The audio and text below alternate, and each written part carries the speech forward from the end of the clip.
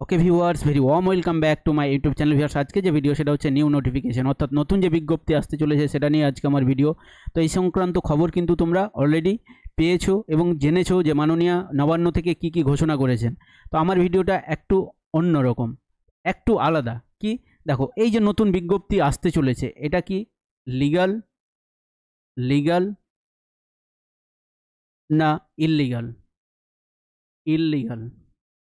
কেন এটা বলছি, তো সব কিছুই তোমাদের সামনে শেয়ার করবো। So without any further delay let's discuss together. তো তোমরা জানো যে সুপ্রিম কোর্টের যখন ভার্ডিক্ট এসেছিল, ভার্ডিক্টে বলা আছে, এসসির যে ভার্ডিক্ট, সুপ্রিম কোর্টের যে ভার্ডিক্ট, সেখানে বলা আছে, কি বলা আছে, যে বয়সের ছাড়, তাই তো, বয়সের ছাড় অর্থাৎ এইজ রিল্যাক্সেশন ছাড়া বাকি ক্ষেত্রে কিন্তু কোনো সুবিধা পাবে না, তাই তো।